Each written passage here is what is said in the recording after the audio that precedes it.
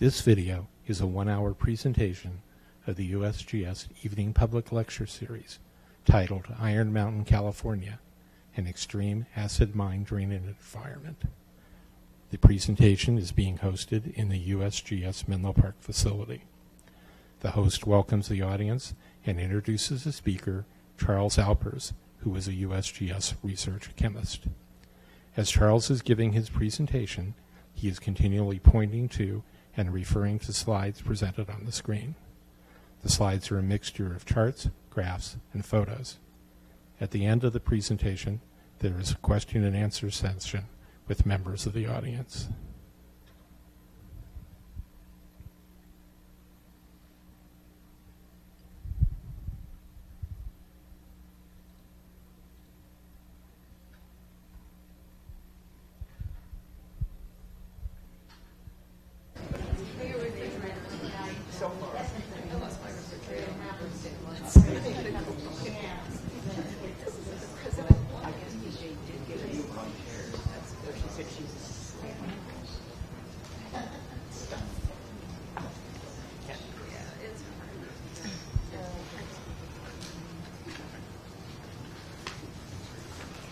Good evening and welcome to the United States Geological Survey's public lecture.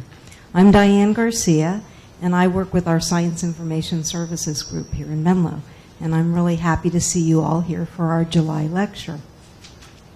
Before we get started, we always like to plug our next lecture, which is going to be on August 30. It's going to be Kyle Anderson is with our Volcano Science Center is going to give a talk about Kilauea eruptions, and that's August 30, 2018.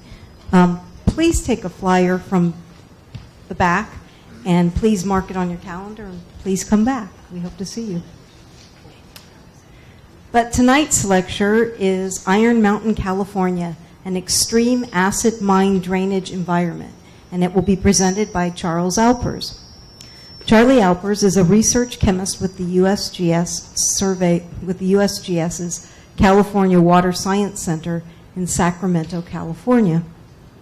He has an undergraduate degree in geology from Harvard University and a PhD in geology from the University of California, Berkeley. Dr. Alpers has authored or co-authored more than 125 peer-reviewed publications on various topics related to the environmental legacy of historical mining, including acid mine drainage, sulfate minerals, mercury contamination and bioaccumulation, and arsenic speciation and bioavailability. His current projects include quantification of erosion and sediment sources at Malakoff-Diggins State Historic Park in Nevada County, California, investigations of mercury transport, methylation, and bioaccumulation at the Cache Creek Settling Basin in Yolo County, California, and geochemistry and mineralogy related to extreme mine drainage, including negative pH, at the Iron Mountain Mine Superfund site in Shasta County, California. So let's everybody give a nice warm welcome to Charlie.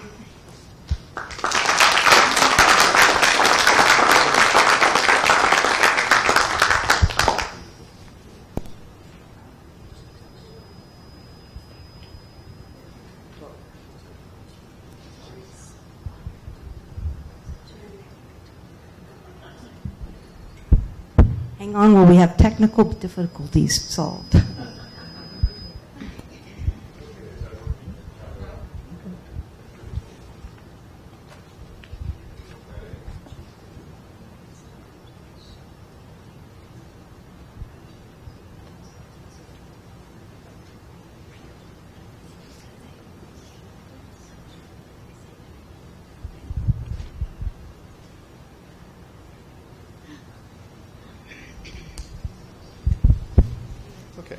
Back to Plan A.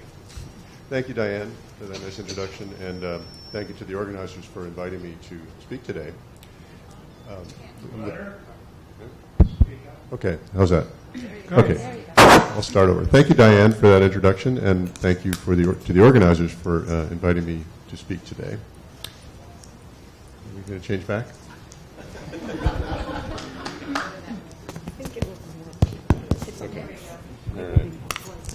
All right. Okay, can you hear me? All right, thank you. Sorry for that.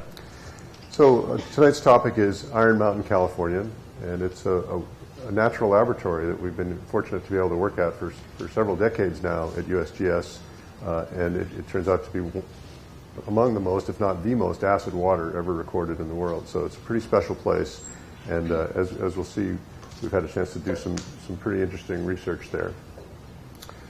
Here's an outline of what I plan to cover tonight. I'll give some background on Iron Mountain, including the geology, geochemistry, and hydrology of the site, as well as the mining history and the environmental history. A lot of the work by USGS has been in support of U.S. Environmental Protection Agency, or US EPA's work there. It's in remedial actions. The site has been on the Superfund list since about the very beginning of Superfund in the 1980s. And so our goals have been to improve the scientific understanding and to support those remediation decisions by EPA. Along those lines, we've investigated the mineralogy and the geochemistry of the efflorescent salts. Efflorescent, also known as flowering, these salts of iron sulfates that kind of bloom out of the rocks there. And they're important for understanding metals cycling and wet-dry cycles, and how that interacts with the acid waters at the site. And all this information was used to understand and predict the effects of plugging the mine, which was a proposed remedy that was never actually implemented. Along the way, we discovered negative pH, which a lot of people thought just wasn't possible. When you learn about pH and acidity in school, you learn that it goes from 0 to 14, the pH scale. But we've kind of rewrote the book on that in this situation, and I'll explain how we came to those realizations, and we actually recorded these extremely negative pH values. And another study we've been doing the last few years for EPA has to do with pipe scale. It's an iron-rich precipitate that's formed in some of the pipes that transmit water from the sources of the mine to a treatment plant downstream. And this iron precipitate tends to clog up the pipes and cause a lot of expensive maintenance issues. And so our scientific studies are helping EPA and the other folks working at the site to minimize the cost of that maintenance and to anticipate how scale forms and try to reduce the amount of scale formation moving into the future. And there's bonus science. We get to use Iron Mountain as an analog for Mars. Mars being the red planet, iron, red, you can see there might be a connection there. So I'll explain how the site has also been useful in Mars research. Here's a photograph. I think it was the one on the flyer, and I'll explain a little more of the features that you see here a little later. I'm just going to use it here as backdrop for some acknowledgements. Before I forget, I want to acknowledge several colleagues who have been instrumental in the work we've done over the years. And first and foremost is Kirk Nordstrom, the first name on the list. Kirk actually did his PhD at Iron Mountain back in the 1970s. He's been working at the site for 45 years. He did his PhD at Stanford and worked right here in Menlo Park for the first few years of his career with USGS. Then he moved to Colorado and recently retired, but he's emeritus now and is still a very active researcher. He's one of the world's authorities on acid mine drainage, and this is where it all started for him. This is kind of ground zero for acid mine drainage research, and I've been privileged to be a postdoc with Kirk back in the late 1980s here in Menlo Park, and then I moved to Sacramento, where I've been working also on this and many other projects since then. Kate Campbell is a current colleague who's also working at the site with us, and the work I'll be describing about pipe scale has been headed up by Kate. And I don't have time to mention all the contributions of the other USGS people. I want to mention Joe Burchard, last one on the first part of the list there. Joe worked with Kirk and myself here back in the late early 90s when I was doing my postdoc, and she's also worked quite a bit on the site in the early days, as did Jim Ball. The next group of names are people at USEPA. As I mentioned, USEPA has been heavily supportive of this work. They funded USGS to work at the site since the mid-1980s. And Lily Tevasoli is the current site manager. She was planning to be here tonight, but there's actually a fire up at Iron Mountain right now. I don't know if you've heard about that, near Reading. And she's up at the site trying to manage that, and it is actually a pretty serious situation up there. Jim Sickles and Rick Shigerick are former site managers, and they both were very supportive and instrumental in getting USGS involved in doing science in support of EPA's remediation activities at the site. EPA's has several contractors or consulting firms that have done work for them over the years, and we've worked closely with many people there. C.H. Tome Hill, which is now known as Jacobs Engineering, several of the scientists there and engineers, and now also we're working with folks at Remedy Engineering, also located in Reading. The next group of folks are at UC Davis, or were at some time in the past. Amy Williams is a PhD student, and I'm going to be presenting some of her work toward the end of the presentation on the Mars analog research. Her thesis advisor was Don Sumner. Don is heavily involved in the current Mars rover program, the Mars Curiosity mission, or Mars Science Laboratory. And the two latter people on the list there, Christy and Marion, are postdocs with Don right now, also working on Iron Mountain. Their work's still in the initial stages. Won't be talking about it a whole lot tonight. And then at the end of the list, there are several people who work up at the Iron Mountain site, or who have in the past, who are also very helpful to us with logistics support during our field work.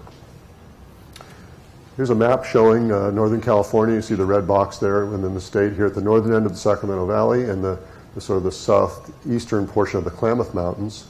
The red dot represents Iron Mountain Mine. Here's the city of Reading at the north end of the valley, right along the Sacramento River. Of course, this is Lake Shasta and Shasta Dam.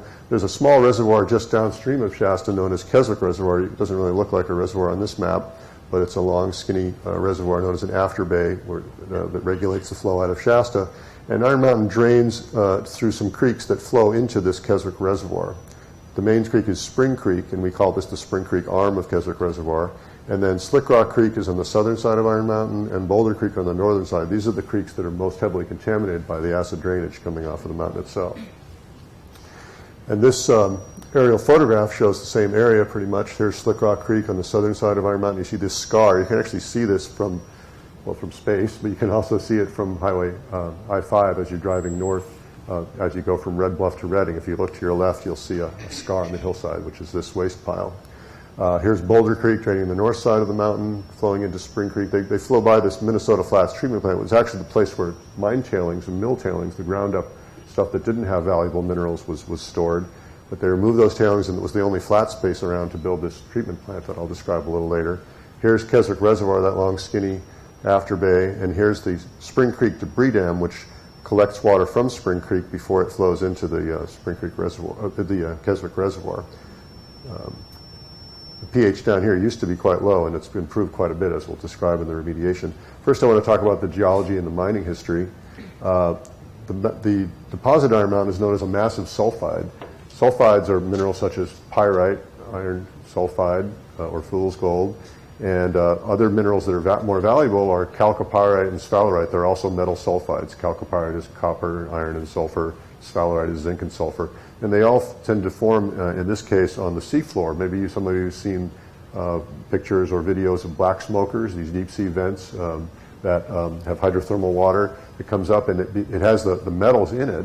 In some cases, the sulfur also, and it mixes with seawater, chills, and then these particles rain back down. And these, in some cases, are pretty pure sulfides. You can get layers of iron, copper, and zinc deposits forming in the mid-ocean ridges of these days, actively forming. So we have a pretty good idea how these things form. This particular one formed over 400 million years ago in the Devonian period. But it's been very well preserved, and the host rocks are volcanic rocks, kind of marine volcanics, and there's also some alteration that took place as the hydrothermal solutions interacted with seawater. Some extra sodium from seawater got into the rocks, creating a rock we call spillite, which is just an altered volcanic rock with a lot of sodium. But the other rock types are rhyolites and greenstones, intermediate volcanic rocks.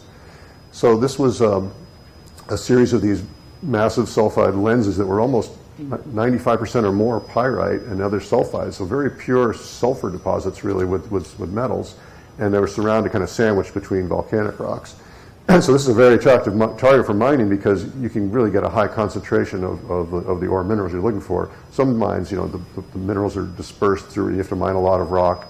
In this case, it was a very concentrated deposit and fairly high grade in terms of the copper and zinc grades. But, 2 to 5% copper, for example, was typical. And overall, about 7 million tons of this sulfide ore was mined mostly by underground methods between late 1800s and about 1962. That stopped. In addition, 9 million tons of material called gossan was mined near the surface. You can't really see it at this scale, but there's some red scars on the top of the Iron Mountain that are this massive sulfide. When it weathers in place, I'll show a picture of it in a moment, it creates an iron-rich cap rock, and gossan is the German word for iron hat. And it's a very distinctive type of deposit. It makes it easy to find these deposits. These are among the easier things to find as an exploration geologist. You see this big iron outcrop and say, well, there might be something underneath where the iron wasn't oxidized, and it's the sulfide minerals I'm looking for that still has the copper and zinc in it. The copper and zinc tend to get leached out during weathering, but it leaves gold and silver behind, and that's what was mined in this gossan between the late 20s and the early 40s when gold mining was shut down as part of World War II. So there's a lot of underground workings in this area here, up between Slick Rock and Boulder Creeks, extensive honeycombs of tunnels and big iron stopes like the size of this room that might have been hollowed out where all the ore minerals were removed. And then there was also an open pit. It's also in this area, this little scar right here, where they actually just mined the pyrite and they converted it to sulfuric acid at a plant down in the Bay Area. And that occurred in the late 1950s and early 60s. Overall, Iron Mountain is known as the largest copper producer in California, historically. It's pretty small compared to some of the big copper mines in Arizona and New Mexico, but for California, it's the largest we had. So here's another view of that photograph that I showed initially. And now that you know a little more of these features, this is the brick flat pit where they mined the pyrite, and this is the waste material from that area. This is some fairly good sized rocks, but this scale just looks like a debris fan of the way they threw this waste down the hillside. There was actually a landslide. This is pretty unstable, and it covered up a small town that was here back in the 1950s. There's a bunch of underground workings that are collapsed here. It's kind of a mess. There's a lot of acid water seeping out of the ground. And so what EPA decided to do was build a dam on the Slick Rock Creek and actually collect and treat all the water coming off the south side of the mountain. A pretty radical idea, and it was pretty expensive, but it's turned out to be very useful in terms of cleaning up the site and the water coming off the site. They also diverted clean water around. If you can see my pointer here, this is upper Slick Rock Creek where the water's pretty clean. They built a canal that diverts clean water around the site so it doesn't interact with the sulfide-rich rocks and doesn't become acidic. So that's another strategy for minimizing the amount of water that does become polluted. They did the same thing, not exactly on Boulder Creek, but Upper Spring Creek was diverted around as well. You'll see that perhaps a little later. Now, what is acid mine drainage? This is a little cartoon that shows some of the chemical reactions in a schematic way. They're not balanced chemical reactions, but they give you the idea of what the products and the reactants are. You start with pyrite, or fool's gold. It has a formula FeS2, so 1 mole of iron and 2 moles of sulfur. Because there's more moles of sulfur than iron, that helps lead to the formation of sulfuric acid. Sulfide minerals, such as chalcopyrite, which has a copper, iron, and 2 moles of sulfur, has less of an excess of sulfur. Same thing with zinc sulfide. ZNS is the formula of that. That doesn't generate much acid at all compared to pyrite, which has this extra sulfur that basically leads to free sulfate and sulfuric acid. Notice that the product over here is iron 2+, and this is shown in green.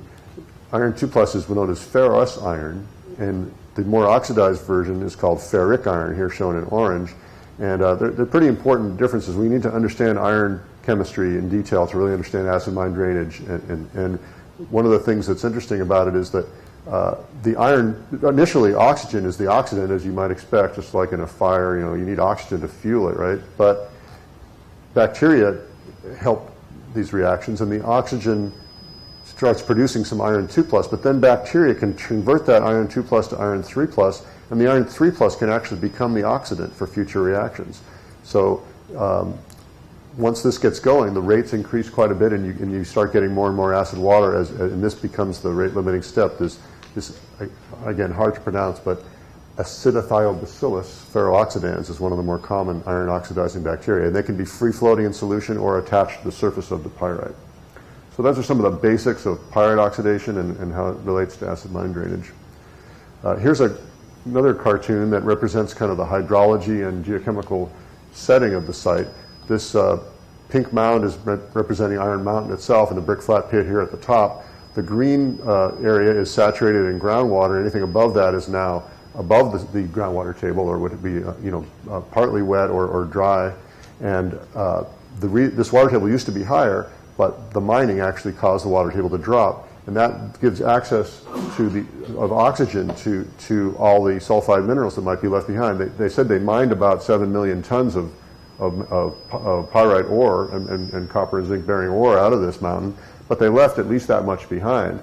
And what they left behind was highly fractured, and so it's easy for water to run through it. There's drill holes all through it, and there's waste piles that are just sloughing off the sides of the mine after it was laid in disuse for many decades. And so it's almost a perfect factory for acid drainage now, because it has accessibility of oxygen, it has lots of the reactive sulfide or pyrite material, and the water just runs right through it, especially when there's big rainstorms. So the mine tunnels are a little hard to see. Where it says portal and mine tunnels, this is where the water drains out actively, but there's also groundwater that runs through and seeps through and comes out in other places. The pink is supposed to represent acidic water that comes off the site. As I mentioned, Spring Creek Reservoir, which was built in the early 1960s, trapped that acidic water, but didn't trap it for long. It just kind of regulated the flow into the Sacramento River system here through Keswick Reservoir. And these red little splotches here are made to represent deposits of iron oxides that form when this acid water that has dissolved iron mixes with neutral water. It precipitates the iron back out, and I'll show you some pictures of that a little later. There's a lot of water diversions. I mentioned that Spring Creek is diverted around here, Slick Rock Creek is diverted, and there's also diversion as part of the Central Valley Project. Water that's being delivered from Northern California to Southern California through that federal project actually initiates in the Trinity River system, comes through Whiskeytown Reservoir, comes through a little power plant right here, generates some electricity, and then becomes part of the Sacramento River system. And then eventually some of that water goes through the delta and into the canals that go to Southern California. That's part of the Central Valley Project. Some of that water is part of the system here, and this is one of the mixing zones where we will see in a moment that iron and aluminum can precipitate. I'll mention that the green area is affected by Iron Mountain drainage, so there's contamination in all these areas. They're trying to protect fish that spawn right here. This is a barrier to fish passage for winter-run Chinook salmon and spring-run Chinook salmon, which are threatened or endangered species. There's also steelhead trout, which are threatened or endangered in this area.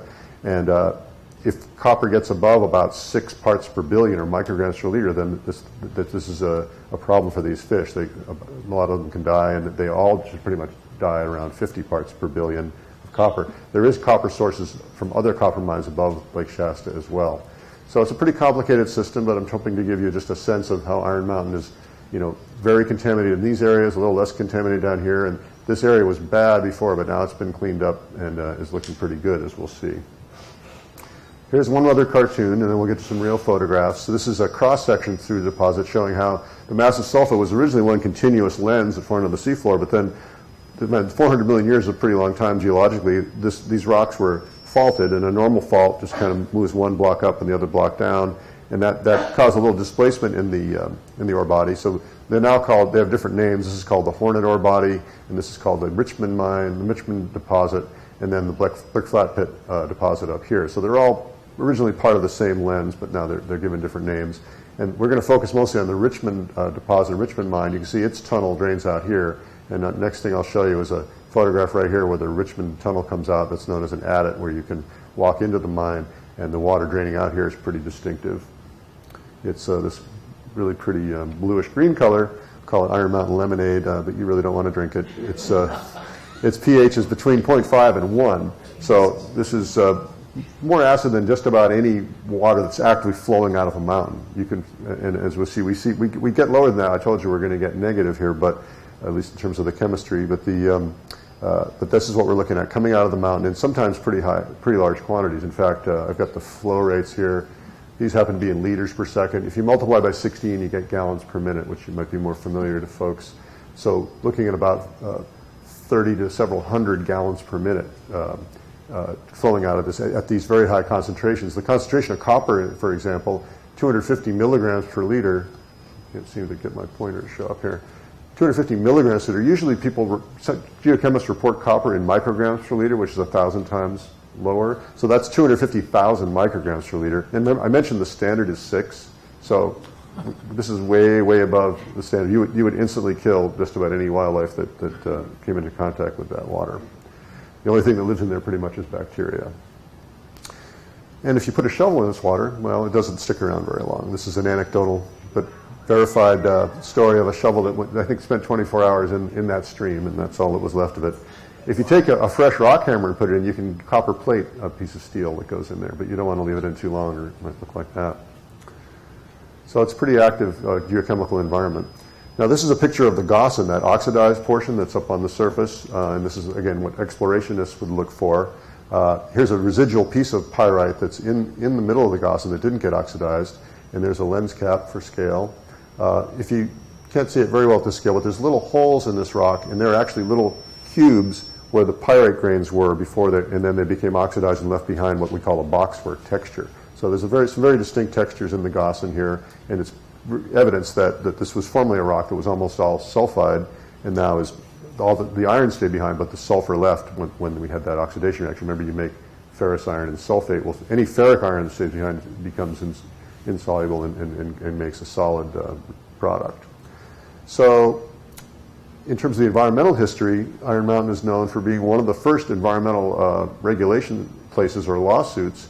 The Sawyer decision that ended hydraulic mining was the first large environmental lawsuit in California involving mining, but this is the second one. They actually shut down, the precursor of the U.S. Forest Service sued the owners, and they shut down the smelters up here because it was killing all the trees up in Shasta County pretty much downwind of this, and that ended in 1907. And then, here we go, but the smelters moved down to the Bay Area where there were additional problems. The drainage out of the mountain and down Spring Creek into the river was actually in the order of hundreds of kilograms a day, almost a ton a day of just copper and zinc, and 5,000 kilograms a day, or 5 metric tons of iron going into the Sacramento River on the average every day. And this is why EPA listed on the Superfund site, one of the first sites that ever got listed under Superfund, and clearly one of the worst mine sites in the country. And there were numerous fish kills in the Sacramento River. Some were documented in the 1960s, for example. And so, as I mentioned, it was an early member of the national priority list in Superfund. Over the years, hundreds of millions of dollars have been spent on remediation and on water treatment. And the biggest event in the whole environmental history was a settlement that took place between the responsible parties, which were the old mining company and their corporate successors, some insurance companies and chemical companies. Too long a list to go through in detail. But $160 million passed from those companies to the EPA, and some of that money has gone for perpetual water treatment at the site, some of it's gone for other mitigations in the area. So it was one of the largest environmental lawsuit settlements overall in the nation's history. Here's some pictures from the 1970s. Kirk Nordstrom took this picture during his PhD thesis, and it's Boulder Creek with a very distinct reddish-brown color that represents a high ferric iron content, the oxidized iron. And again, no real aquatic life in Boulder Creek at that time. Here's the picture you already saw of the Richmond adit flowing out around pH of 0.5. Here's one of my favorites, the Richmond mine. Inside the mine, this is the same color, bluish green, and this is now a stalactite, or you're familiar with those in a cave where it's made out of limestone. Here's a stalactite made out of iron sulfate, and it's a beautiful blue color, and the water dripping down is the same color as this pretty much. And this is the first place we measured negative pH, minus 0.7. As we went further into the mine and up a level or two, and it was very hot. I'll tell you the exact temperatures a little later, but we found this other place where it was dripping this coffee-colored liquid, and we collected some of that. It turned out to have a pH of minus 2.6, and I'll explain how we calculated that a little later. So this is just a range of the colors and the chemistry that we see outside the mine and inside the mine. A little more on the environmental history and the remedial actions that EPA was able to do over the years. Again, starting in the 1980s when they first listed it, they did some studies and they decided to do that clean water diversion I mentioned. They did 3 different diversions which have been highly effective at reducing the amount of water that gets contaminated by the system. They renovated the underground mine workings at some great expense so that we could get in there, and not just we, but engineers as well as scientists could get in and see where the acid water is coming from. They thought, well, maybe they can control it somehow if we could get in there. They also wanted to keep it from collapsing and then building up a lot of pressure and then blowing out all at once. Some of you might have heard of Gold King Mine in Colorado that had a blowout a couple of years ago now, and that caused some downstream problems. And this would be a lot worse, I can tell you, if this built up to a large amount of pressure and then blew out a large volume of this much more concentrated water than they saw at Gold King. So the EPA wants to avoid that type of thing, so they're renovating the mine works actually on an annual basis. They have an engineer go in and make sure that everything's free and clear and there's no collapses and no problems of a structural kind. But they had to put in some extra steel sets to keep the mine from collapsing. Some of the rock is pretty degraded, again, because it's such a highly chemically reactive system. Some of the rock just doesn't hold up very well. Plus, you're going across a couple of underground faults that I showed you on that previous cross section. So they had to do some renovation like that. They did a partial capping to try to keep water out of the mine in 1990. Some of the smaller tailings piles and waste piles were moved and put in little depositories and capped, but there wasn't very much of this material left at the site. Some of it had previously been either sold or probably sent down the river, as people did back in the old days. One of the biggest developments was building this lime neutralization plant at this Minnesota Flats site. These are the lime towers here, quite large. They actually use millions of dollars a year of lime to neutralize this water. This is the high-density sludge unit where they make sure that the sludge has a lower water content, so when they do store it back up in the flat pit, it takes up less volume.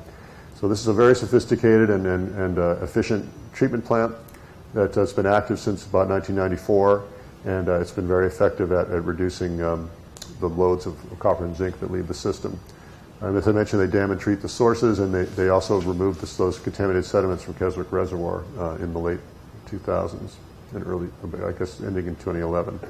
Here's Brick Flat Pit, and this is where they mined pyrite originally. Now they're filling it in with this red-colored sludge from the treatment plant, and pretty soon they're going to run out of capacity. They're going to have to raise this little dam here, and the dam where this picture is taken from will also be raised up several tens of feet, I think maybe even another 100 feet, to increase the capacity of this pit so it'll store sludge for at least another 100 years. But after that, we'll have to figure something else out. You can see the iron staining on some of these wall rocks here, but then there's actual gossan in the area too, this bright red rock. Here's a graph from EPA and their consultants that shows the dramatic decreases in copper concentration. Time goes from left to right starting in 1980, and this particular graph ends in about 2010, but it shows how prior to the treatment plant coming online in 1994, concentrations of copper down in Lower Spring Creek getting into the Sacramento River system at Keswick Reservoir ranged up over 10,000. This is now micrograms per liter. Remember I said the aquatic limit is 6. So we're more than 1,000 times the limit, even in the water that's down at the bottom of the system, getting ready to drain into the river. So that was clearly unacceptable. The first round of treatment got the level down into the low thousands and hundreds. There's still hundreds of parts per billion or micrograms per liter, still 100 times the limit. But then after they started damming and treating the water in Slick Rock Creek, we saw another quantum decrease in copper concentrations, and there's now some periods of time when the water in this Lower Spring Creek actually is acceptable to fish, and actually fish have been observed in this part of the system now, which is a really dramatic turnaround considering how badly contaminated it was just a few years ago. As I mentioned, Kirk Nordstrom did his PhD thesis at Stanford in the 1970s, and then he also was working here at USGS during that time and came to work here full-time. Went to the East Coast for a while and taught in Virginia, and then he came back here and worked here in Building 1 where I was his postdoc in the late 1980s. And he documented the low pH in Boulder Creek and some of the sources and did the very, very important first work on this that helped create that listing that EPA was able to do on the Superfund list in 1983. Kirk looked at the oxidation of iron. Here's the results of an experiment he did where the vertical axis is ferrous iron, the reduced form, and over time, as the ferrous iron converts to ferric, the ferrous concentration is lowered, and you end up with zero ferrous iron when all the iron is oxidized. So this is in hours. It took about 10 days, 240 hours to oxidize all the iron initially. Then when he added more of the acid drainage, the ferrous iron spiked back up. It only took about 1 or 2 days to oxidize it. He did it a third time, and the same thing happened. It was much more rapid later. It turns out the bacterial community gets established, and then that oxidation of iron is faster. He did a filtration of some of the water, and you can see a much slower rate of oxidation. And if he had used a slightly smaller filter, this might have been essentially a zero rate. We reproduced this experiment, and Kate Campbell did it in her lab a couple of years ago, and you'll see a little later in the talk, you've got a much flatter line here. So it's pretty much proof that this is a microbial reaction. All you have to do is filter the water and shut it down by filtering out the microbes. So as we go through the talk, I mentioned you'll see these names and dates. These represent publications that we've done over the years. This one's in Sciences Géologiques Bulletin, a French journal, where I did the results of my postdoc. And this mineral jarosite was interesting because Kirk Nordstrom had taken some water samples back in the 70s and just put them on a shelf, basically. And when I showed up for my postdoc, there were these yellow precipitates at the bottom. He said, hey, why don't you look at that and see what mineral it is, and analyze the water and see what we've got here. So it turned out to be the mineral jarosite. I'll show you the formula in a later slide, and had some nice crystals of it. And we were able to document the solubility of that mineral by looking at the water and the solids together. It's kind of like an experiment that happened naturally over 15 years as the iron oxidized and created this mineral. So that was a neat opportunity, and that's a kind of a recurring theme at Iron Mountain. We can catch minerals in the act of forming and then get some information about their chemical and thermodynamic properties. Thermodynamics are a branch of geochemistry where you can actually make predictions of what's going to form and what isn't, how much of a mineral can dissolve. It's known as its solubility. You can get all that from thermodynamic data. And so it's pretty rare to get a situation where you have a sort of a natural experiment that yields actual useful thermodynamic data, but we've had several of those here at Iron Mountain because it's such an active system, and some of the minerals are so soluble, and the reactions actually reverse themselves in a way that you can use the data that you get just from measuring water and the coexisting minerals. So another example of this was using this melanterite I mentioned with the pH of -0.7. When you collect this green water and take it to a cooler part of the mine, little green crystals start floating down in the bottle. It's just precipitating right out of solution. You take it back to a warmer part of the mine and they disappear. It's a reversible experiment. So we actually used that, and I took some of these waters with this and a few other seeps that were like it back to the lab right here in Building 1, and we put them in water baths at the temperature they were collected, and we cooled it down and made the crystals, and we heated it back up and dissolved them again, and we analyzed the crystals chemistry as well as the water chemistry. We learned some things about how zinc and copper fit into the iron sulfate mineral, and we actually were able to develop a story about seasonal variations in zinc-copper ratio of the water being controlled by the formation and dissolution of these minerals. So we learned a lot from just taking a few samples of this kind and working with it in the laboratory. So now is the bottom part of the system where the acid drainage flows into this Keswick Reservoir. These are some photographs of that. Here's the nasty acid water coming out of Spring Creek Reservoir and down into the clean water of Keswick Reservoir. And you see the mixing zone is along here where the pH goes from, in this case, about 3 to 7, and all the iron and aluminum comes out. Iron and aluminum are not soluble at pH 7, but there's a lot of it in the water here at pH 3, so when the resulting mixture, which is dominated by the neutral water, the iron and aluminum have to come out of solution, and it makes this very fine precipitate. Over time, this builds up on the bed of the reservoir, and so we took these soft push cores, this very, very soft material. You can just basically push a core, and if you have a suction on the top, almost like putting a straw in a drink, and just pull it up, you can get nice samples of this stuff. And these are about 3 inches in diameter, just to get a sense. We're looking at about 4-foot cores here. And we looked at the chemistry of these, and we broke it into sections, and we actually used a centrifuge to extract the water from each of these different depths in the core and to see if there were any changes with depth. And upstream, we see a more black or organic rich core, which is more typical of a lake sediment. But in this area affected by the acid drainage, we see this very orange material that's quite distinct. So I'm going to blow up the graph here so you can see that if you focus on the red dots, this is iron, again iron 2, the reduced form, and it was close to 0 near the surface, but it increased up to 2,000, and the units here are actually milligrams per liter. So 2,000 milligrams per liter is a gram per liter of iron. That's, again, a very high concentration of iron, and this is in the dissolved phase in the pore water that we spun out of these sediments once you got down about 2 meters deep in this profile. One of the things that we learned from this is that a high concentration here with a lower concentration as you get near the surface, this is what we call a concentration gradient, and the process of diffusion can take place, where even though the water stays still, the iron atoms can actually move along that concentration gradient and make it up into the overlying water. They tend to try to even things out. They go from the high concentration to the low. And the iron, too, would then would oxidize and then reprecipitate and rain back down. So there's kind of a cycle of iron going from 3 in the solids to 2 in this water, and then back up here into 3 again. But why is there iron 2 in this material? That was an interesting question. We figured that bacteria were probably to blame for that also. We know the bacteria involved in oxidizing iron, but the reverse process, the reduction of iron, turning it from 3 back to 2, also can involve bacteria. So we partnered with a group out of the University of Wisconsin, Professor Eric Roden and his graduate student George Tangelos, and we were able to work with them to prove that iron reducers were there. There's certain types of bacteria, and again, using fairly modern methods, 16S RNA work, we were able to prove that Geobacter and Geothrix, two iron reducers, were present in this material. Another aspect of the Wisconsin study was interesting. It's a little obscure, but if isotopes of iron are increasingly being used in environmental studies, and the difference between the ratio of iron 56 to another standard isotope of iron we were able to show that the differences between the liquid and the solid forms was consistent in the lab and the field. This is the first place that had been done, and those results have been used to help interpret ancient formations of iron known as banded iron formations. So again, this is an example of using the Iron Mountain area as a laboratory for other scientific studies that proved to be useful in completely other settings. So now we're going to go inside the mine and look at some of the interesting sulfate minerals that we've seen, the so-called efflorescent or flowering sulfate salts. Tell how old this picture is. Remember film? That's a film canister. Taken around approximately 1990. So in case you don't know, that they're about this big.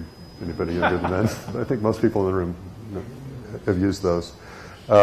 So I've got some mineral formulas here. We'll have a quiz at the end, so take good notes.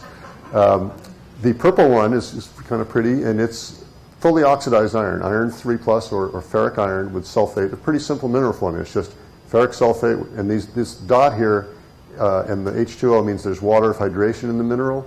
And so when you get a mineral like this, the water is actually structurally part of it. It's not just like adsorbed, it's actually in the mineral crystal structure.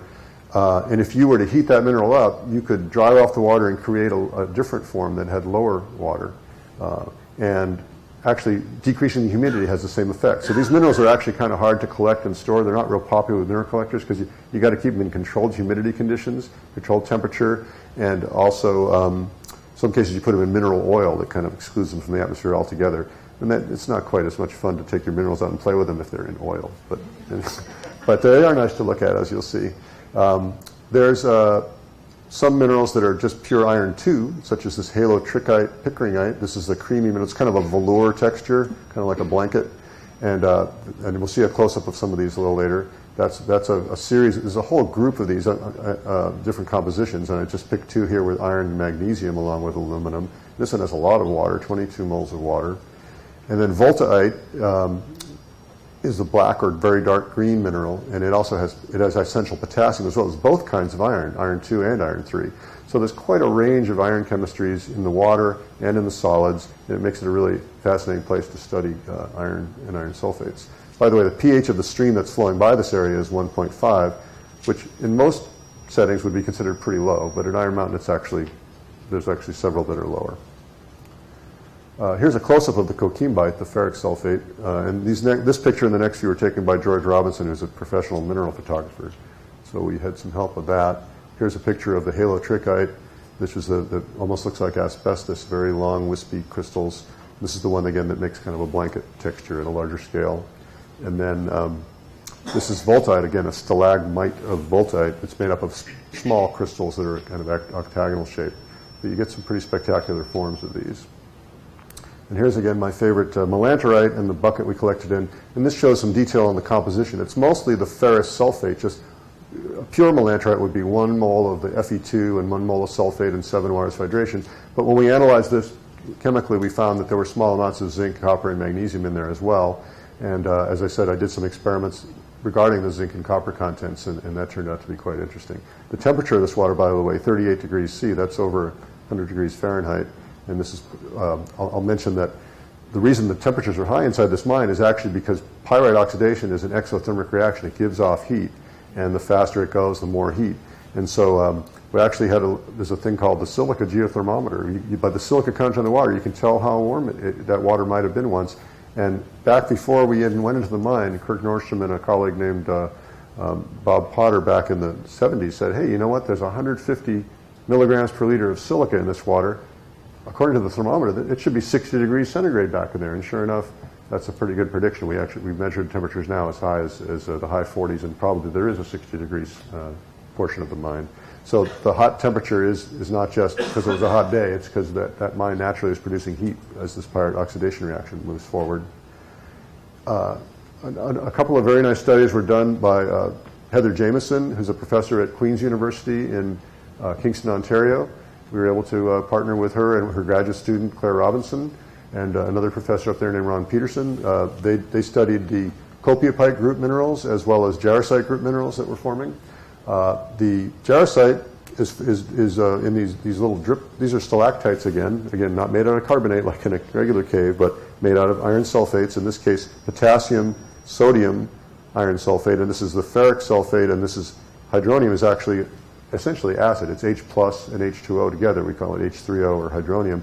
And these stalactites are pretty neat because when you cut them in cross-section and look at them on a scanning electron microscope, you can see zonation of the potassium-rich and sodium-rich portions. It may be an annual cycle as these things form. So there's quite a lot of variation within each of these little stalactites. We also saw variation in the composition of the drip water off of each one, quite a range of colors and iron chemistries here. And we use this information, again, to get information about the thermodynamic properties, the solubility of this mineral, because we basically caught it in the act of forming here.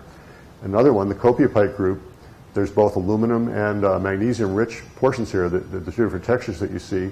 And this was in a muck pile, just a pile of yellow sediment, it looked like, on the floor of the mine. But we took it and put it in a centrifuge. We actually carried a centrifuge with us into the mine. There was power. We had a small centrifuge. And we spun out, again, the interstitial or pore water, and we measured its pH of -1, which was pretty novel at the time, and it's still pretty novel.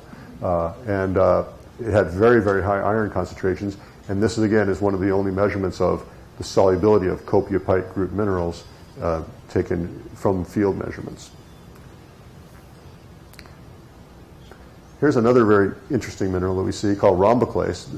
The scale here isn't shown, but it's only about a couple inches across. It's a nodule. I'll show you exactly where we got it in a later slide. Its mineral formula has the H3O. It's, again, water plus one extra hydrogen, which we call the hydronium ion. It's essentially a form of acid. So it's like you just think of it as H plus, which is the form of free protons. And it's got a mole of iron 3, the oxidized iron, and 2 moles of sulfate. So it's a pretty simple mineral formula, and it's basically a solid form of sulfuric acid plus ferric sulfate. So as you can imagine, if you dissolve that in water, it's going to get pretty acid. And so we went underground, as I mentioned, to a part of the mine that was a little higher temperature and was pretty interesting. This is a stalagmite now. It's actually a couple meters high. So imagine this big spire of sulfate minerals. And when we walked in there, first of all, it's about 48 degrees centigrade, or almost 120, I think. And we were wearing ice vests, and it was kind of humid. And it turned out that there was like sulfuric acid in the humidity, like you felt your teeth were dissolving as you're in there. It's kind of a place you didn't want to hang out very long. But we went in. We also didn't want to like disturb these things. Not only were they interesting and beautiful, but some of them had fallen over, and they're quite heavy, so you didn't want it to fall on you. So we very gingerly walked up and took some samples. And this is a close-up of one of them. You see there's a pen for scale, and right here. And it's those same minerals, the rhomboclase, the voltide, and the coquimbite. And then we saw what was really the coolest thing was this puddle of the coffee-colored water, and put a bucket in it to start collecting some of it. We saw these nodules of rhomboclase actively forming, and then we had this little pool of greenish water here, and that's the one that turned out to be the very lowest pH, -3.6 at a temperature of 46 degrees C. So now we're in the really most extreme environment that I'd ever been, and I've actually never been back. I'm not sure I want to go back. It was pretty hazardous, but it was fascinating scientifically. So we got these samples, and we documented this very extreme condition. And so there's evaporation going on that's leading to the concentration of the hydrogen along with other things. And it's a very soluble mineral, but it actually found a place to form here where you basically evaporated away everything. And then it got on the cover of Environmental Science and Technology, one of the better journals in the geochemical field, and they gave it the title Most Acidic Water Known, and nobody's beaten it yet. So it still have that title, even though it's been 18 years. So here's a little bit of an explanation of how we measure the negative pH and what gives us confidence that these numbers are real. And then again, here's the citations of these two papers that describe it. There's some water that came from that green pool and then the black pool. And here's the pHs, and there's the one from the melanterite stalactite I showed you with the minus 0.7. So there's a program called Freak Pits. Freak C is actually a standard geochemical program, and the Pitzer coefficients were developed by Professor Ken Pitzer at UC Berkeley for concentrated brines. And he worked out pure sulfuric acid and a few other interactions. And we took his information and used this program to put together sulfuric acid standards. We basically took 10 different concentrations of sulfuric acid in pure water and then used the program to calculate what the pH was of those. So this is a known thing that we base it on work that other scientists have done to take a known concentration or molality of the sulfuric acid, H2SO4, and correspond it to a pH. So once we had those, we just put those solutions actually in a little rack and put it in the mine-drained stream to use it as a temperature bath. And we measured the voltage on a pH meter using a standard, what we call a combination electrode. And the EMF is just the voltage you get. Instead of the readout of pH, most pH electrodes, you can turn it to an MV setting where it just gives you the millivolts of a raw number. And we created our own little calibration curves here that were basically just observing the millivolts for each one of these standards and at 4 different temperatures that represent the different places we collected water. So then when we had an unknown, all we had to do was match up the temperature and read the pH off of one of these curves. So it's really pretty simple. We call it like an empirical approach. And then to make sure that iron wasn't going to complicate things, because our standards had no iron, but the waters had lots of iron. So we partnered with a couple of colleagues at the University of Waterloo in Canada, Carol Potacek and David Blows, who are now full professors there. And but this was a few years before that. They had glove bags and all the equipment they needed to do careful work with iron solutions so that they wouldn't oxidize during the experiments. And they were able to prove that adding iron to these standards didn't change their signal as far as the millivolts. And so we were able to get this work published and show that yes, these negative pH readings were real. Now, how do you get to negative pH? It just doesn't seem intuitive. A scale should stop at 0, right? So it turns out that that's what you see in the literature or some of the literature, like the common literature or textbooks or what you find on the internet, that pH scales go from 0 to 14. That's what everyone learned in school. So the problem is that it doesn't work that way. So I'm going to go through just a few equations here. So if you want to zone out for a little while, I understand. But, we'll try to go through this quickly for people who really want to dig down a little bit and understand where these negative numbers come from. I'll try to explain it. The definition of pH is the minus logarithm of the activity of the hydrogen ion. It's not the concentration. Activity is kind of a thermodynamic concentration, and it's very close to the concentration, but there's an adjustment factor called the activity coefficient we'll talk about later in the next slide. But basically, just think of it right now, think of activity as the A meaning concentration. So when you just take water and break it into H plus and OH minus, you may be familiar with the fact that you can write an equilibrium constant for this reaction, multiplying these two essentially concentrations together, and it always equals 10 to the minus 14. This is a fact of at least at 25 degrees C. And when you multiply one number by the other, you'll always get 10 to the minus 14. So when these numbers are equal to each other, that's neutral pH. pH 7, you have 10 to the minus 7 of H plus and 10 to the minus 7 of OH minus. And so that's what neutral water is, and that's a pH of 7. And logarithmic scale just means that every pH unit that you move up or down is a 10-fold increase in the hydrogen ion. So pH 3, for example, would be 4 orders of magnitude or 10,000 times more concentrated than pH 7. So basically every time you go up 1 unit, you add a 0 in terms of the concentration. So, and this is the last wonky slide, so bear with me here. The H plus, now the activity, as I mentioned, is a concentration times a fudge factor called the activity coefficient that has a gamma symbol. So M stands for molality, which is the scale we use for concentration. So this chart here shows for a given pH what the activity is. This is just the negative logarithm of the pH, or the pH is the negative logarithm of the activity, so 10 to the 7th neutral. pH of 0 means it's just an activity of 1. And a negative pH just means the activity is greater than 1, and it's logarithmic, so an activity of 10 is a pH of minus 1, and an activity of 1,000 is a pH of minus 3. But remember, activity isn't just concentration. It also has this fudge factor that relates to the non-ideality of the solution. So if solutions are ideal, this fudge factor is 1. But in a highly non-ideal solution, like the pH minus 3, the fudge factor or activity coefficient is actually 125. and the actual molality of the hydrogen ion, or the concentration, is only 8. So it's an activity of 1,000, but it's a molality of hydrogen ion of 8 and a molality of sulfuric acid of about 7.5. So this is one of the things that people had a hard time with when we first published this, to say, how can you have an activity of 1,000 when water only has 55 moles of H2O in it? How can you have all those moles of hydrogen ion? Well, you don't. You only have 8 moles of hydrogen ion, and this number is high because of the activity coefficient of non-ideality situation. So I hope that gives a little more insight on how we got negative pHs and what these represent.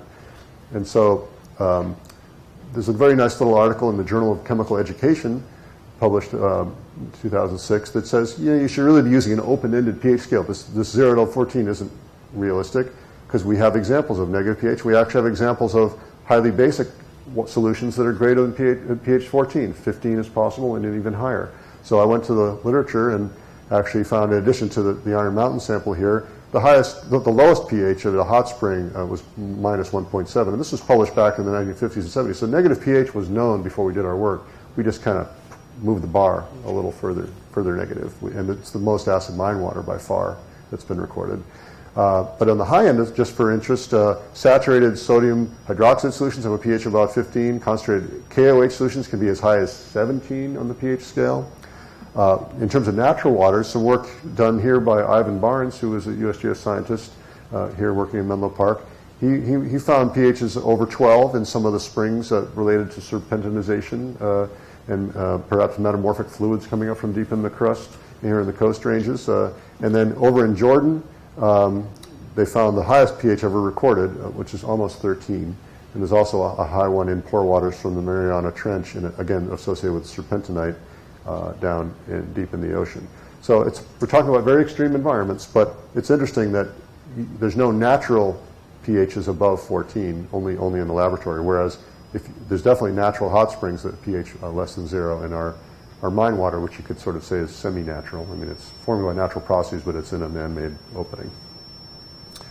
Okay, well, I guess there is one more wonky slide. Sorry. This is what we call a phase diagram, and the pH is on the horizontal axis, and the vertical axis, which is labeled PE, is actually like an oxidation potential, or you think about it just as an oxygen scale. And so fully oxidized iron minerals are shown near the top. These are all the ones with ferric iron. And melantrite, the one with ferrous iron, has a stability field here in the middle. And then pyrite, where this all began, is down here at the bottom. And these lines here are actually the stability of water at the top and bottom.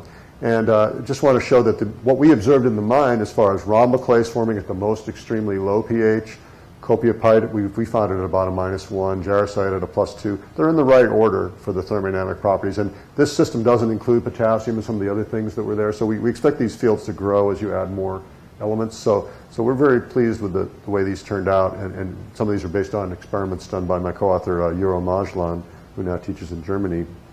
And so we have a framework for interpreting the natural world using fundamental thermodynamics, and it agrees with our observations, and that's always a good thing. And this slide shows some modeling we did that helped EPA understand what the constants would be for plugging the mine. Remember, we mapped out all these sulfate minerals. We said the rhomboclase is going to turn acid when you add water to it. Some of the other sulfate minerals also lead to acid. So we mapped out between 1 and 10% sulfate salts in some of these areas. And even with pure water entering the mine, if it interacts with about 1% of sulfate salts, our model says the pH would be less than 1.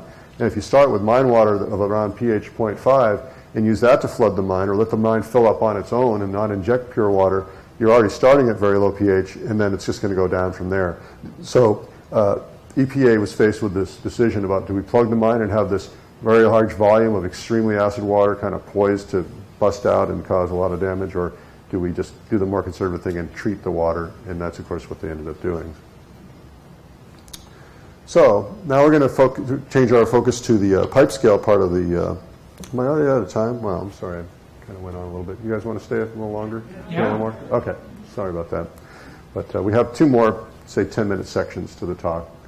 One on the pipe scale and then one on the Mars stuff. So I'll try to go through them relatively quickly. Here's that map again, the photograph. And the Richmond mine, which has the pH 0.5, leads to this green pipeline, and then the water goes down to the treatment plant.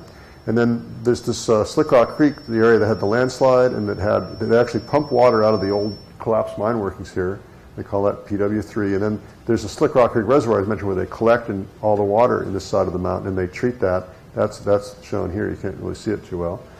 But if we focus on the chemistry of these, again, we've already showed you that the iron and sulfate are very high, and the Richmond mine.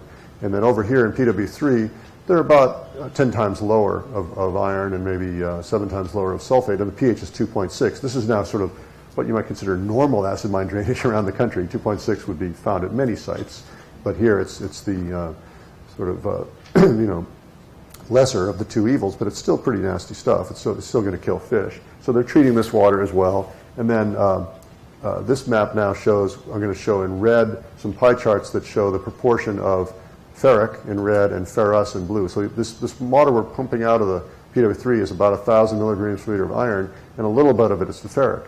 But we've taken samples as we go down this pipeline at these various sampling locations, and we see a systematic increase in the amount of the red, which is the ferric iron, the oxidized portion, and the amount of total iron is decreasing a little bit as we go down, and the pH is subtly increasing a little bit by a few hundredths of a pH unit as we go down here. And this is all consistent with the oxidation of iron by microbes.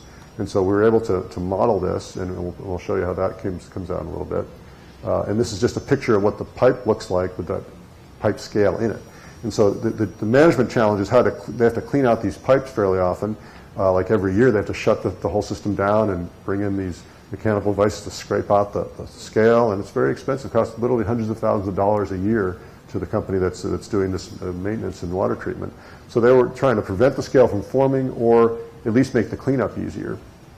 So we studied the pipe scale to try to give some insights on that. The stuff is kind of full of biomass and microbial goo here up at the upper part, and it gets more and more consolidated as you go down. And when you get several hundred meters down the pipe, it's very hard and compact, and you actually need a chisel to get it out down further, especially if you let it build up for a few years. Which they don't let that happen anymore. But when we first started this, they had a pretty thick deposit, and it took quite a bit of work to clean out this part of the pipe. We looked at the mineralogy of this stuff. As I mentioned, goethite, or FeOOH, is one of the main phases. There's another phase called Schwertmonite, named after a German scientist, and it's similar to goethite. Goethite is FeOOH, one of the most common oxidized iron minerals. If you multiply this formula by 8, and then you substitute a little bit of sulfate for some of the OH, instead of OH8, it's OH with an SO4 that has a -2 charge. That's one formula of Schwertmonite. It's a little bit variable, but that gives you the idea. You're basically stuffing some sulfate into a goethite type formula. So we did X-ray diffraction and added a standard here, which is corundum, just to make sure everything lined up properly. And we found, no matter where we sampled it along the pipeline, we saw pretty much the same mix of minerals, the goethite and the Schwertmonite.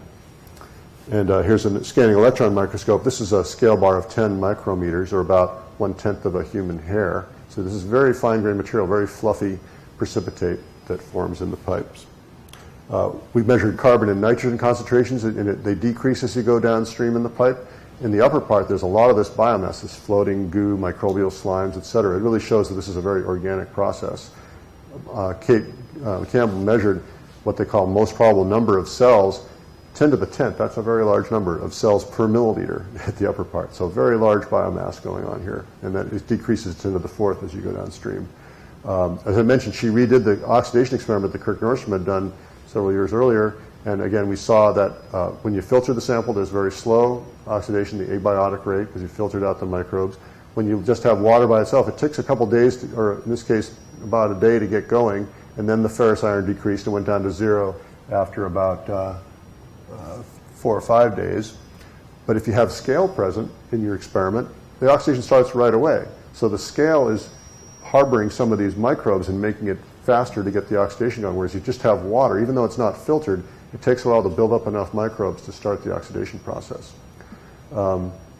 So we did some DNA work on these samples as well. We got a very diverse community, but we did show that there are iron oxidizers present, along with some carbon and nitrogen fueled microbes.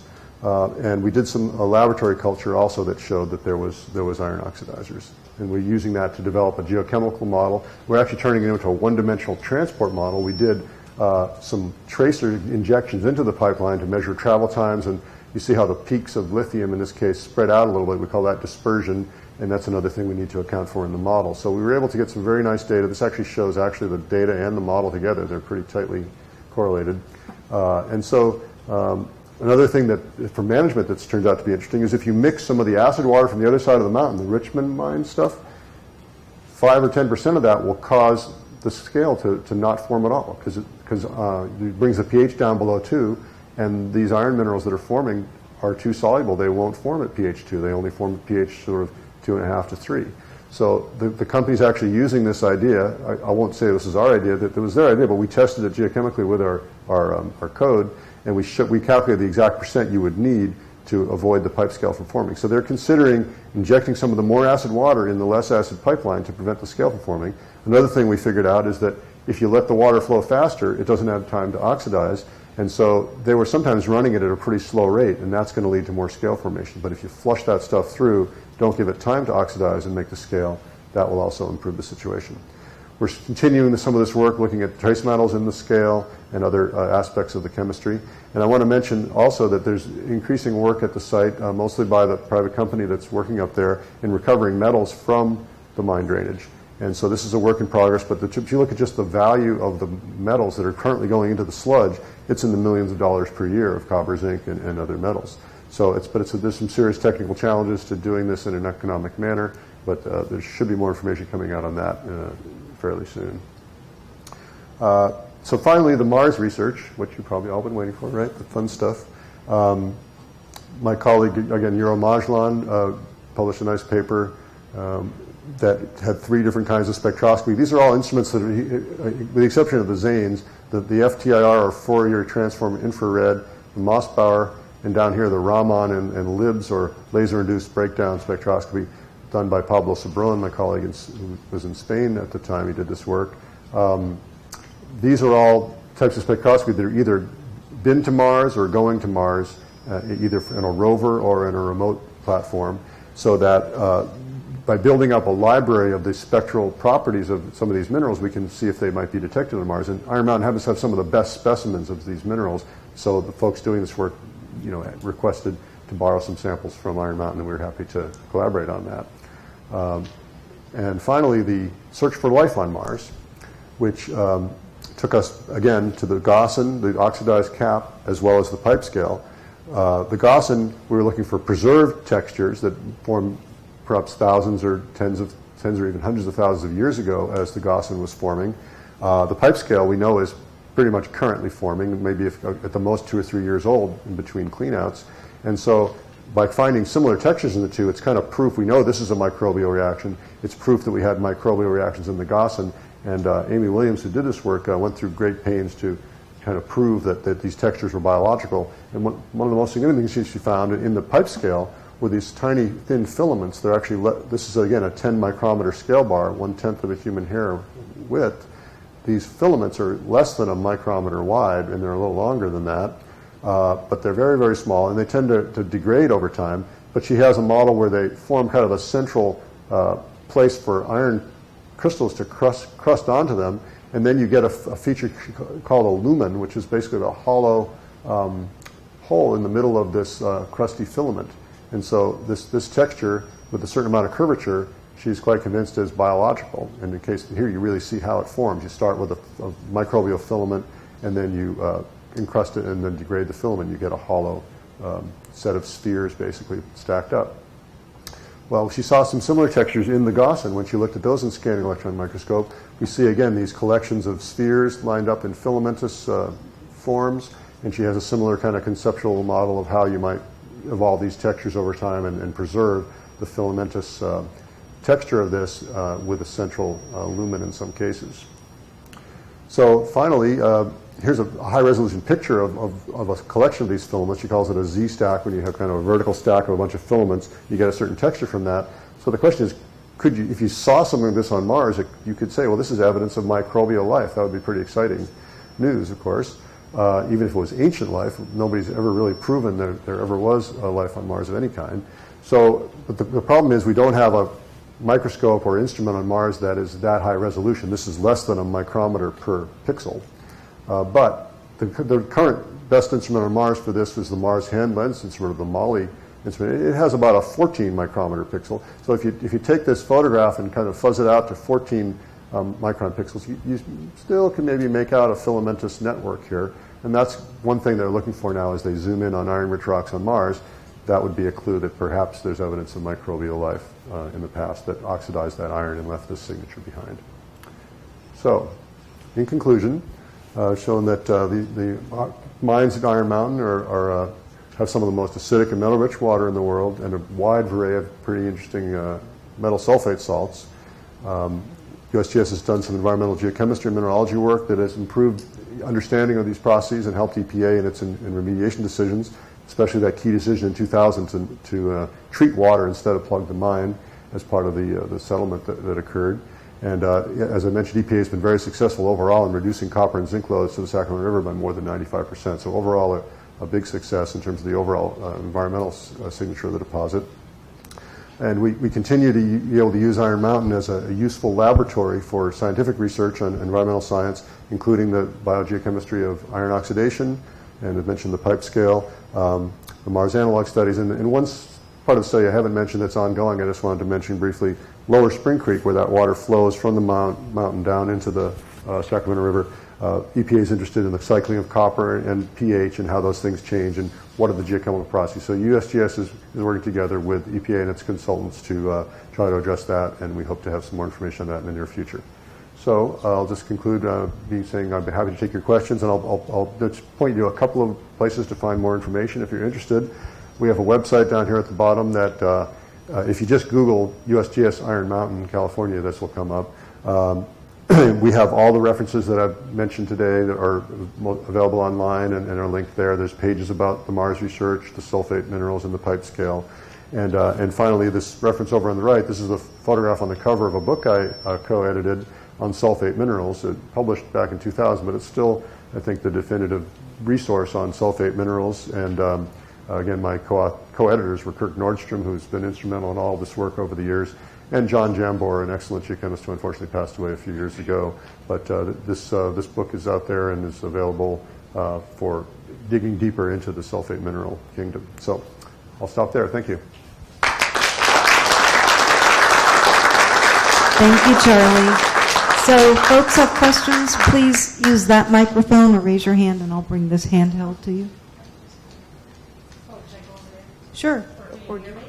No, we need you to be into the microphone for our online viewers. I was just curious of the people who work in the mines, what kind of protective clothing or breathing apparatus, what do they need to stay Well, when the mine was active, back in the turn of this 19th to 20th century and up into the 50s, they probably weren't as concerned about occupational hazards, and they probably didn't use much protection equipment at all. But nowadays, when we go in and access the mine, of course, we have to use personal protective equipment such as goggles and gloves and bodysuits and things like that. When we went into that very hot area, we had ice vests, and we had air being pumped in, at least some of the time. And it's still hazardous, but we did take some precautions from that point. And we got medical surveillance before and after our blood and urine was tested to make sure we didn't get any acute metal exposures, things like that.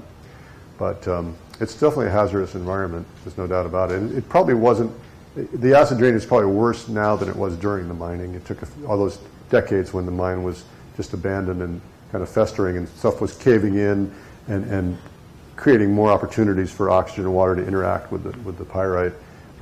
That probably increased over time through the 60s, 70s, 80s, before the mine was reopened in 1990. I know this isn't your job, but I'm curious about the, maintaining this in perpetuity, which will be dependent on future generations. I assume this is going to have to keep going for hundreds, if not thousands of years. Yes. Are there any wild ideas about how this could actually be solved, or genetic engineering, or any other remediation approaches that might take the burden off future generations? Well, it's an excellent question, and I think people have given that some thought. I think probably the best way to stop this is to fully mine the deposit in an environmentally friendly way. That would be one way to remove the source. But shy of that, I don't know about any way of stopping the microbes. I had some ideas about the pipeline, like with ultraviolet lights or other things that could be used to kind of slow things down. But nothing real practical. Like filtering the water is not practical given the volumes and the flows. There are bactericides that could be used, but that's going to stop the oxidation, but it's not going to kick the metals out. So this active water treatment is probably the only thing that's going to be seen in the future, in the near future. Now, the metal recovery could defray some of the costs, and it might be, as was pointed out at the noon version of this talk. Someone said, well, have they considered the economics of doing metal recovery here, which means you don't have to open another copper mine somewhere else. That's the benefit to society as well. So if you look at the big picture of what the benefits would be of recovering these metals, it would be broader than just this site. But these are all questions that need to be thought about. In terms of the perpetuity of the treatment, I mentioned that that settlement of $160 million back in 2000, some of that was put into an annuity that pays, I believe, because interest rates are pretty high back then, it pays, I think, about $450 million in 2030 that EPA gets that money. But then they have to decide, are they going to build a new plant if they need to? They have to reinvest that money somehow so it pays off again maybe in 2060 with enough to keep things going. So if interest rates are low, that's going to be a challenge. They may not be able to get as much return on that money, and that's going to be difficult. So it was a very creative solution in 2000. It definitely gave us 30 years of treatment plus an opportunity to carry it further, but there's definitely no guarantee that one can keep rolling it over in that manner. So there's definitely some challenges in the long-term picture. I've got a couple of questions about the history of how this developed. First, a little bit of speculation. Before there was any mining in this area, was there acid runoff from the area? An excellent question. Of course, nobody took samples and did that at that time. We've actually done some research on that. We would call it baseline conditions or natural background. This is the general field of study. And the short answer is, I think the mining has probably increased the amount of acidity by about a factor of 1,000. So if the pH in Boulder Creek was 2 after the mining, maybe it was 5 before. So it was probably slightly acidic, but it was nowhere near as acidic. Now, were there fish in Boulder Creek before mining? That's really hard to say. People have looked at that question in terms of like the genetics of the fish above and below the mine, but there's always questions about what that means. But that's my general answer, and I can go through how I got to that number, but it's consistent with a number of different avenues that we looked at, that there clearly was, I mean, just because there was a gossan there, we knew that there was natural pyrite oxidation. You can see the evidence of it, but there was a question of how long it was taking place. One thing I didn't talk about was an interesting study we did of the magnetism of the gossan. The Earth's magnetic field fluctuates every so often, and it turns out the last time it was fully reversed was 780,000 years ago. Well, we actually drilled and found some parts of the gossan that had reversed polarity that in our minds was proof that some of that gossan formed at least 780,000 years ago. And we did a whole mass balance and figured out how much material was there and how long it would take to oxidize. And the bottom line is the mining company was trying to say, hey, this is all natural. If it's all natural at the current rate, you would create the gossan in about 30,000 years. But since we know that the gossan took about 30 times longer than that to form, we think that the rate of oxidation was about 30 times less prior to mining. That's just, again, orders of magnitude between 100 and 1,000 times in that case, faster oxidation after the mining started. Interesting. So one other follow-on question, that is the biological culturing of it. You partially answered this already because it was already going on. Those species were attacking the minerals. But is there any possibility that other cultures could be introduced, or from one part of the mine to the other from somewhere else on the Earth? I suppose. One of the curious things about microbiology, and I'm not a microbiologist, but I've interacted with a few, is that I just get the feeling that these microbes are sort of everywhere in sort of a dormant state. When they find the right environment, then they flourish. It's just amazing how quickly they establish themselves in a place where they aren't necessarily seeded, but they just kind of show up and do their thing. So, but yes, it's certainly possible that there's some that are adapted to one environment or another that could populate one area more than another. I wanted to mention there's been some excellent research on the microbiology by a group at UC Berkeley headed by Jill Banfield, professor there. She was actually at University of Wisconsin originally and moved to Berkeley quite a few years ago.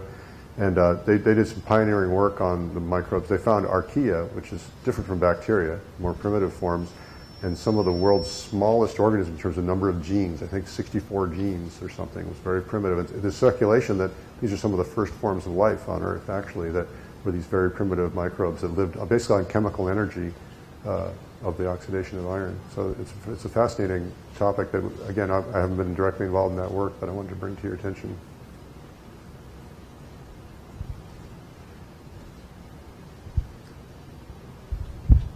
What is the corporate history of that mine? I think well, go ahead. I don't know if I can recite all of it because it's a little complicated, but Iron Mountain Mines existed in the, at least starting in the 1920s, and it was I think a British-owned company at some point, and they stopped mining in 1962. They were purchased by Stauffer Chemical, and they were the ones who took over, because I think they liked that sulfuric acid production part of it. They liked that asset.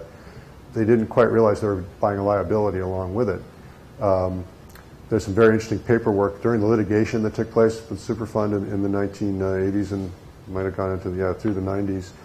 There was a memo saying we need to find an unsophisticated buyer because it's clear that there's liabilities here, and so.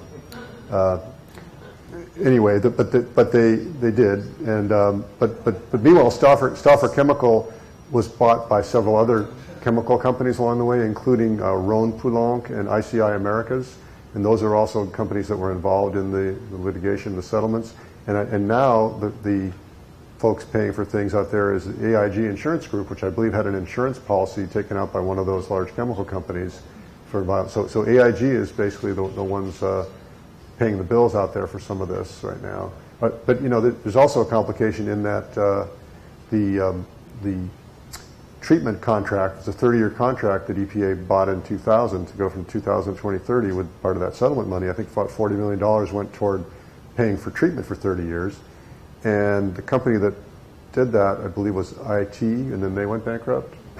But there's now Iron Mountain Operations is the company on site that took over from IT and is still managing that contract. And AIG is involved, and I'm not sure if it's involved in the IT bankruptcy or one of the other companies. I'm a little unclear on where AIG comes into it, but they're an insurance company that is currently involved at the site.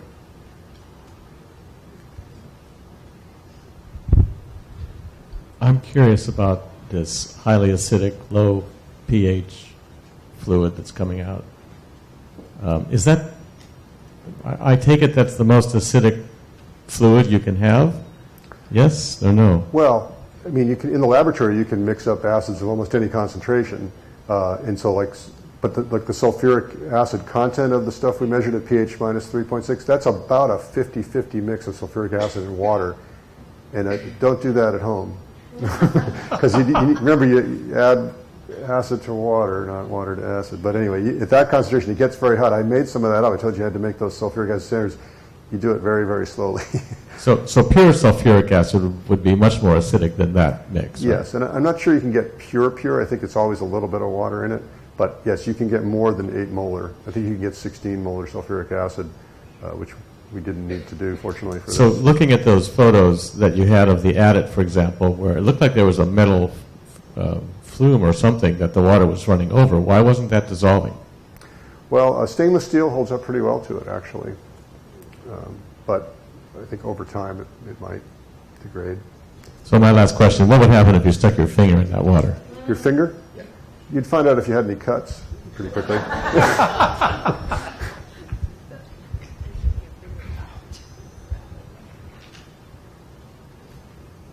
Not good for mucous membranes either.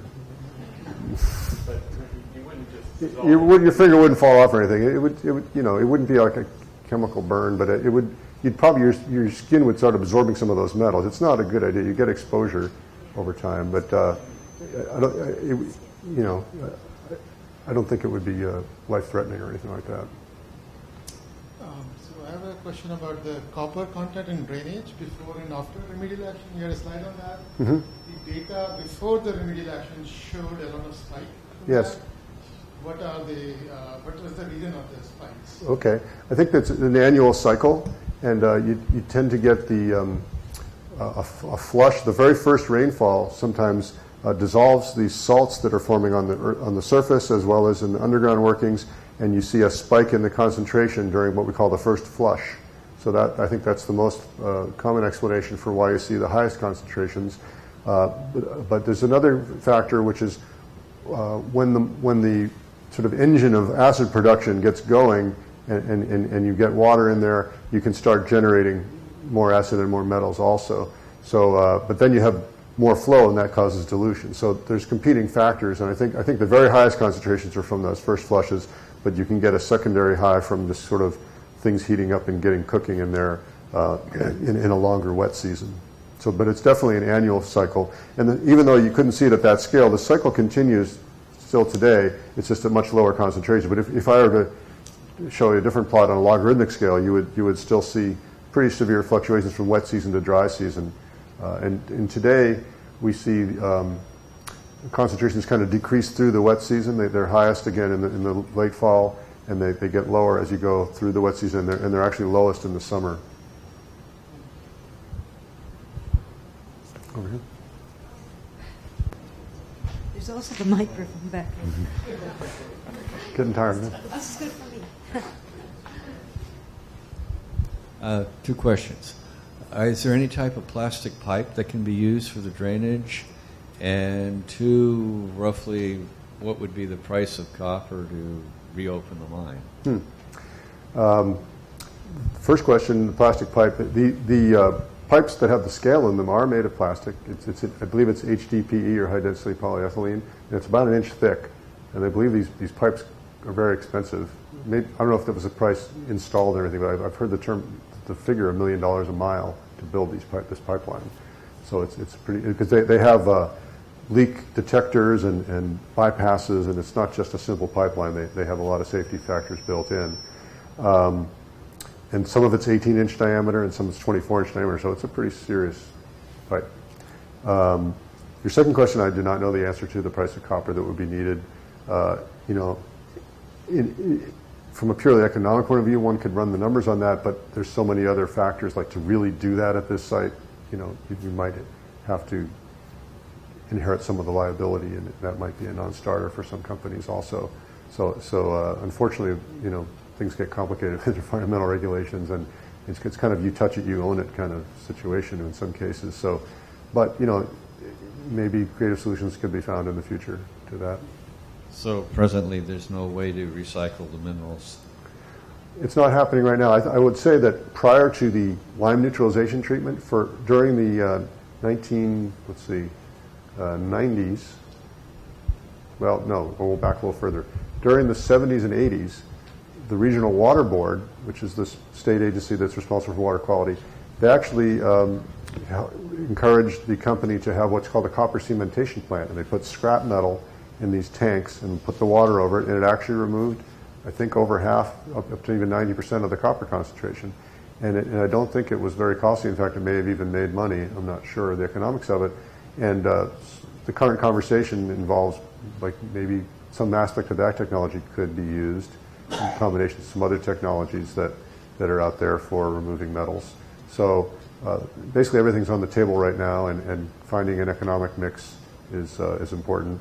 That anything that's done out there has to kind of pay for itself, or at least reduce the cost of maintenance.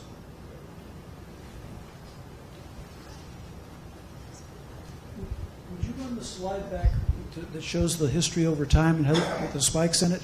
Sure.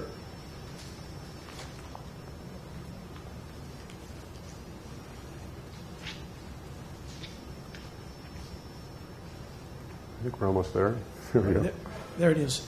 I just wanted to say congratulations to the team that made that happen. That's EPA. USGS can't take any credit for that, but I agree. That's a good use of tax dollars. Yeah, it's one of the success stories, I think, of Superfund.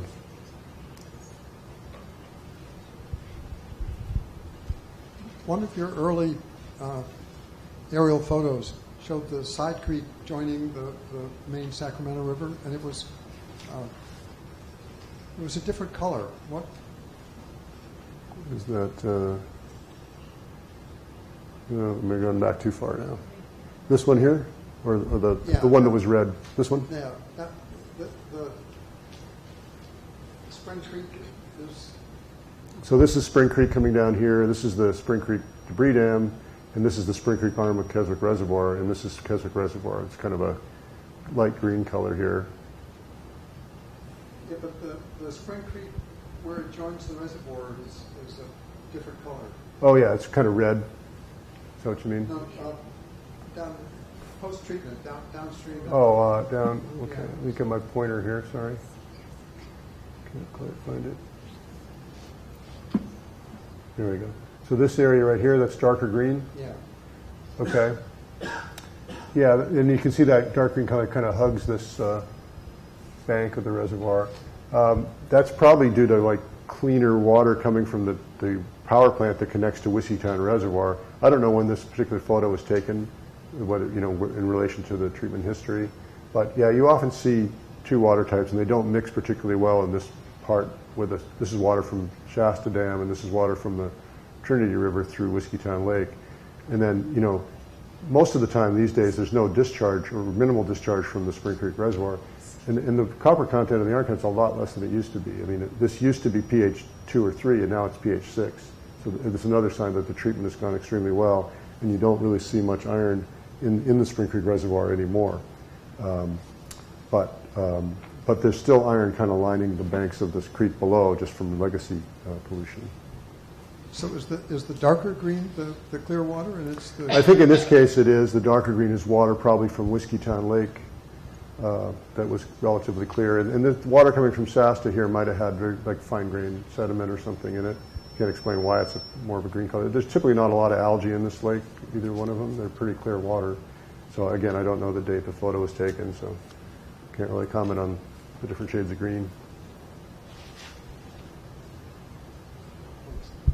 All right, any more questions? Oh yes.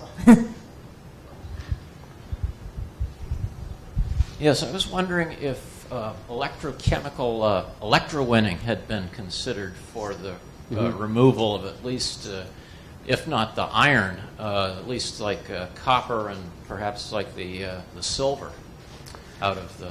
Yeah, it's definitely one of the technologies that's being evaluated, and my understanding is electrowinning is used for zinc typically, and there's in the processes of where they do this type of mining for zinc, they need to remove the iron first for the zinc to get a pure product. So that's the bigger challenge. There's a lot more iron than zinc in this water, so you would need to remove that iron first before you could electrowin zinc. And then possibly reacidify it. Yeah, you have to do something with all that iron. That's kind of what the sludge is now. It's a big, mostly iron. It's actually a lot of gypsum. It's because all the lime is calcium hydroxide combines with the sulfate in the water and makes calcium sulfate, and then there's a small amount relatively of iron that stains it red. So it looks like a pure iron sludge, but it's really mostly gypsum with some iron staining. But it also has, several hundred parts per million of copper and zinc in there because they made no attempt to separate those metals. So in addition, electrowinning, there's way you can do a thing called solvent extraction. The copper mines in Arizona have done a pretty good job of removing copper from some of the water draining through their waste piles, and there's ways of doing this economically, but the concentrations in Arizona are typically higher than we see here. They're up in the thousands of milligrams per liter, not just hundreds.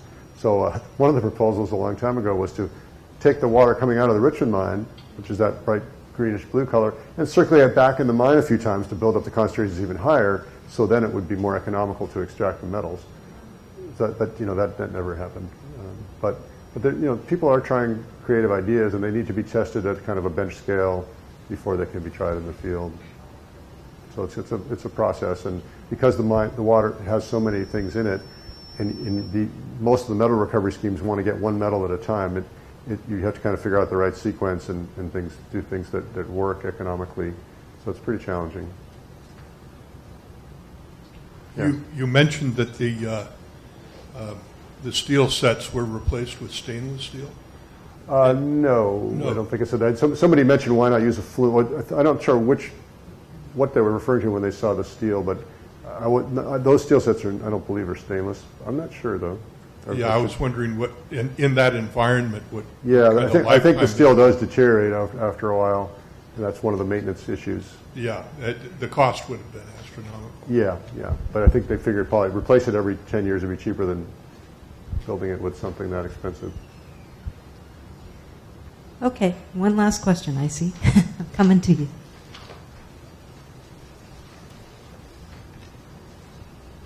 What are the conditions at Iron Mountain that are unique, that haven't occurred elsewhere? Well, that's a very good question, because if it's the most extreme, then it must be unique in some way. And so I think it's the same ingredients are present in a lot of places, but it's the physical setting where, and I think I'm pretty close to this cartoon that I can show, this one here, where the fact that the deposit was up on top of the mountain, so that when the water table dropped a little bit, it was exposed above the water table, and all that sulfide is now in a reactive environment. These sulfides are actually pretty stable when they're in water that doesn't have any oxygen or reduced water conditions down below the water table. They're pretty happy, but put it above the water table and it's out of equilibrium, and it's highly reactive, and then the combination of just the fractured nature of it and the fact that they only mined half of it and left it behind, and the stuff they left behind was fractured and slumping, and again, it's kind of the perfect storm of all the physical and chemical situations that, in addition to the microbes being basically everywhere, when they get a niche, they start taking advantage, and they led to this very reactive system. I wanted to mention one other little factoid. Someone said this might have to be done, this treatment, for hundreds or maybe thousands of years. We actually calculated, based on the ore reserves, how much sulfide was left in the mountain, and figured out how much pyrite's oxidizing on the average every year. It's about 2,500 tons of pyrite oxidizing every year to make the drainage that's coming out. But there's like something on the order of 8 million tons of sulfide left in the mountain. And if you divide the 8 million by the 2,500 per year, you get about 2,500 or 2,300 years at the current rate that this would continue. And it probably would tail off over time and last even longer. So again, we're looking at many, many centuries of continued acid drainage because of this situation. All right. Well, thank you very much, Charlie. And thank you all for showing up. I hope to hear about Kilauea eruptions, a good update from one of our senior scientists on August 30.